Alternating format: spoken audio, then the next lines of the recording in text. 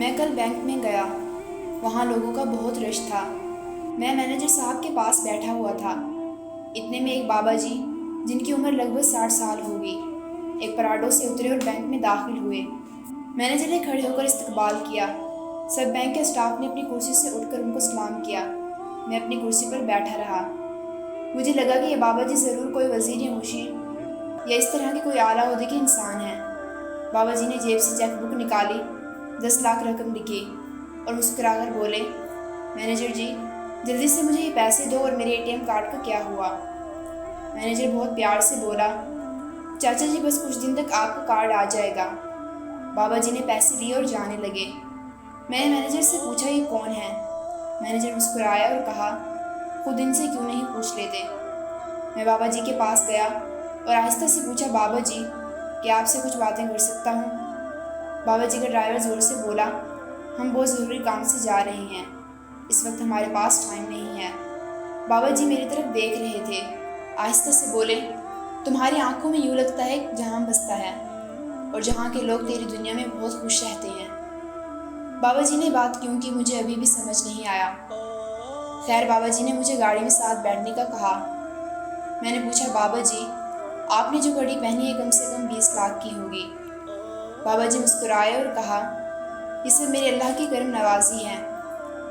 گاڑی ان کے گھر کی جانب بڑھ رہی تھی۔ راستے میں ظہر کی اذان ہوئی۔ گاڑی کو پیٹرول پمپ پہ روکا گیا۔ بابا جی نے باجماعت نماز ادا کی۔ میں بھی ساتھ چلا گیا۔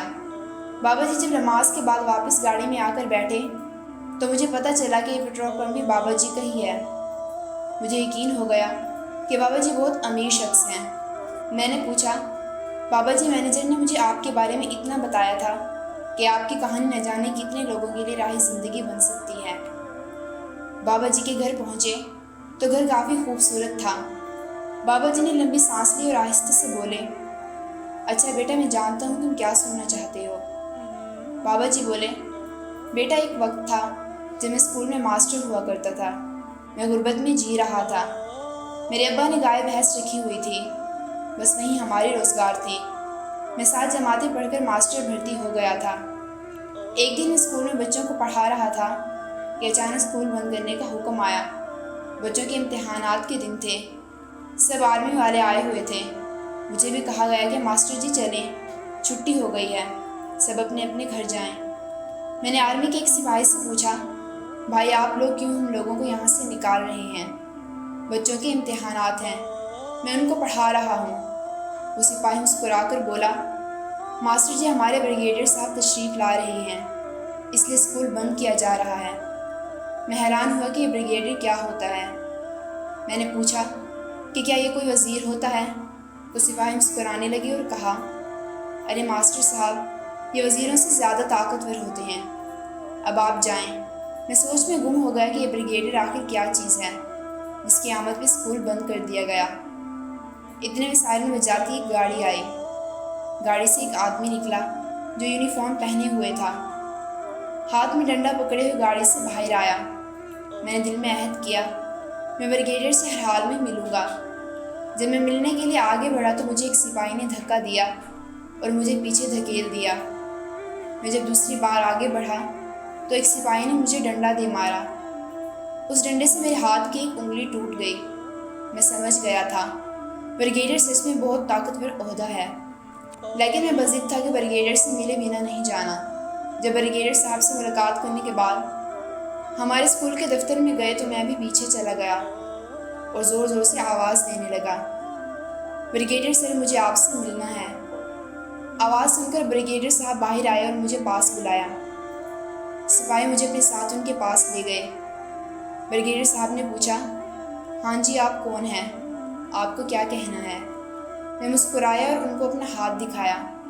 میرے ہاتھ پر سوجن ہو چکی تھی۔ میں نے بتایا میں اسکول کا ماسٹر ہوں۔ میں حیران تھا کہ وہ کون بندہ ہے جس کی وجہ سے اسکول بند کر دیا گیا۔ بریگیڈیئر صاحب مسکرائے اور بولے، ماسٹر صاحب یہ ہماری مجبوری ہوتی ہے، سیکیورٹی کے لیے اسکول بند کیا گیا تھا۔ میں نے پوچھا، بریگیڈیئر صاحب آپ سے ملنا بھی اتنا مشکل ہے کہ مجھے اپنے ہاتھ کی انگلی دھلوانا پڑی۔ بریگیڈیئر صاحب بولے، یہ مقام یہ عہدہ یہ نام آسانی سے حاصل نہیں ہوتا۔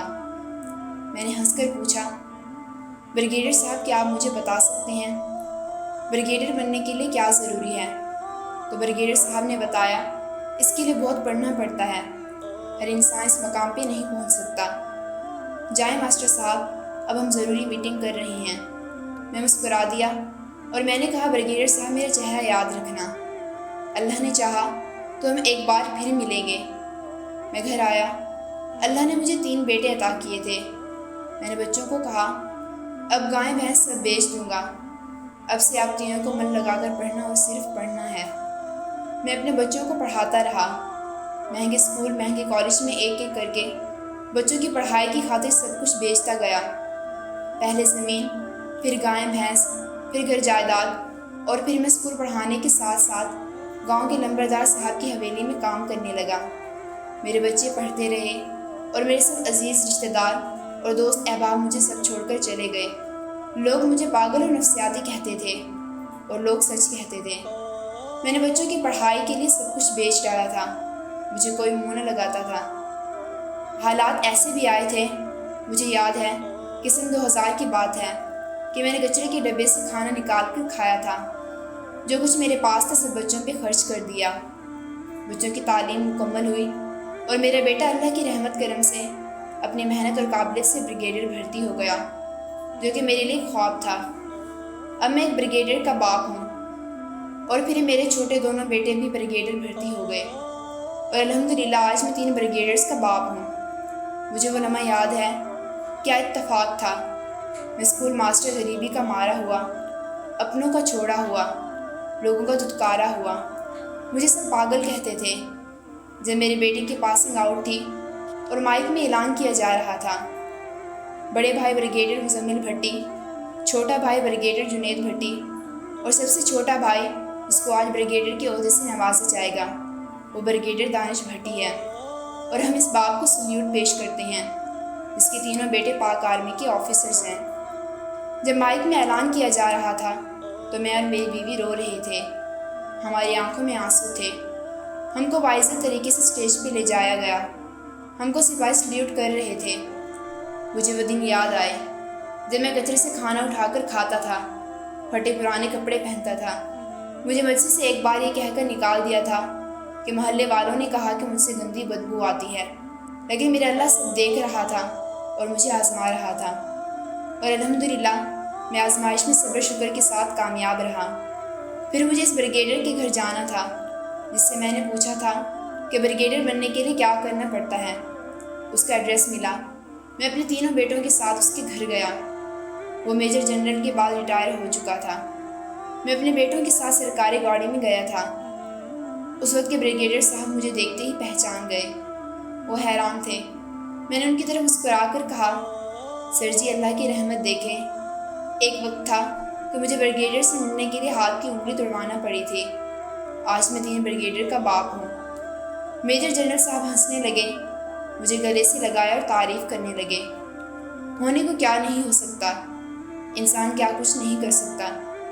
آپ نے ہمت کی، اللہ پر بھروسہ رکھا اور آپ ہر طوفان سے لڑتے رہے۔ آپ کی اولاد نیک تھی جس نے آپ کا سر جھکنے نہیں دیا، اور آج آپ آرمی کے 3 طاقتور آفیسرز کے باپ ہیں۔ اور پھر میں نے میجر جنرل صاحب کی 2 بیٹیوں سے اپنے 2 بیٹوں کا رشتہ کیا اور ایک فیملی بن گئی، اور آج الحمدللہ میں لاکھوں کروڑوں کا مالک ہوں۔